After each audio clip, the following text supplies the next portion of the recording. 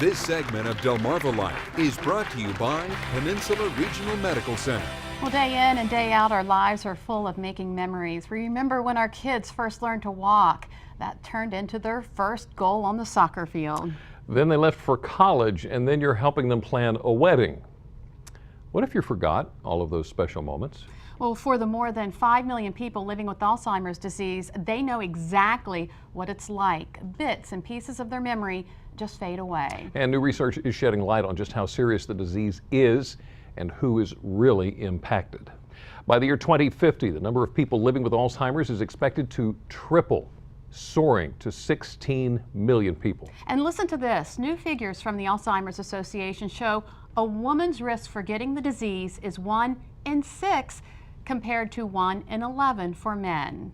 Would you want to know if you had a good chance of developing the mind-debilitating disease? Pretty soon, you might be able to.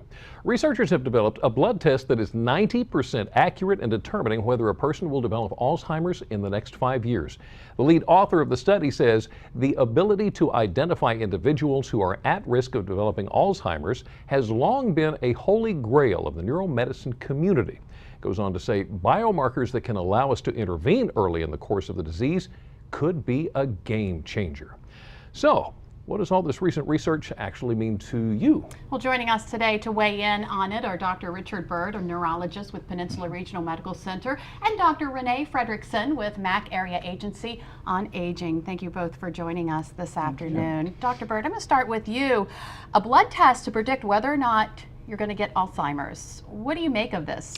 Well, everybody in medicine always wants to look at preventing illness rather than treating illness. So if we can ever identify in advance who is going to get a certain disease that we can interact, such as PSA for prostate disease, CA-125 for ovarian cancer, blood pressure test, diabetes test, things like that we could stop it, nip it in the bud, rather than treat the end-stage consequences, we're all much better off. And up until recently, we really haven't had anything for Alzheimer's disease except when it shows up. So now we have a test which apparently is they measure out 10 different lipids in the system, and if certain patterns are all in the lower range in a certain pattern, it's 90% predictive that within 5 years these people will develop Alzheimer's disease. Okay, so according to the statistics that we just looked at, when it does show up, it's more likely to be in a woman than in a man. Why is that? Nobody really knows for certain. Women tend to live longer than men, and women have much more hypertension than men when they age. Possibly it's a combination of both.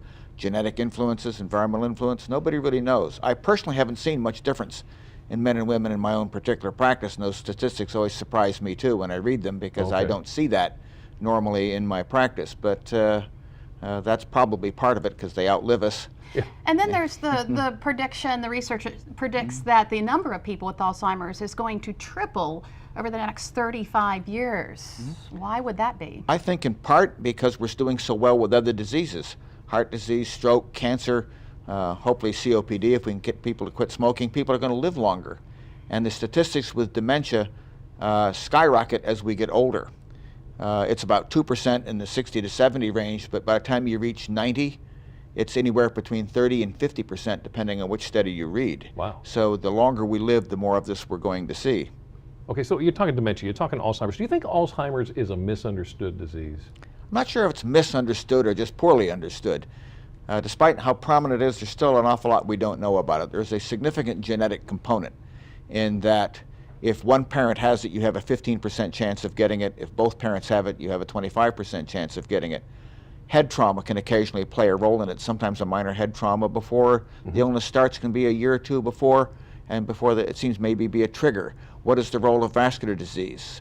What's the role of genetics? How about any other kind of exposures out there? What about stress? What about sleep? There's no evidence that it may be related to sleep disorders too. Wow. Are there any symptoms that we should be looking for to indicate that we might be getting Alzheimer's?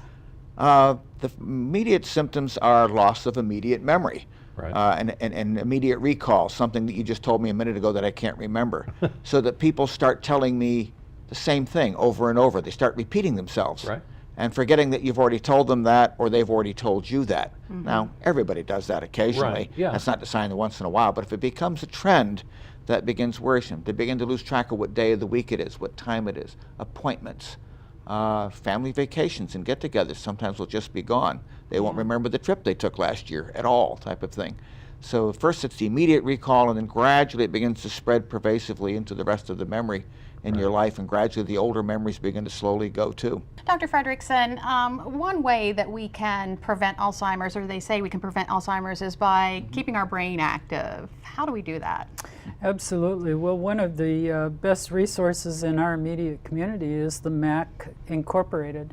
MAC Incorporated is our area agency on aging serving the Lower Eastern Shore, the 4 counties of Lower Eastern Shore. And we have dozens of different ways where people can remain active intellectually and physically. And of course, they both go hand in hand in keeping us healthy altogether. For example, if a person is capable and interested in large group activities, there is that offered. If they are interested in a smaller group activity, maybe putting a puzzle together, which exercises the brain. Strategies around a pool table will exercise the brain. Or they may come for a more advanced sort of education or informational session, and we have many at the center. Right. We have a state-of-the-art gymnasium there for people to come and work out. People may have a problem with their balance in one sort of dementia or another, and no need to worry about that in this new gym because we have anti-gravity equipment there to help with that.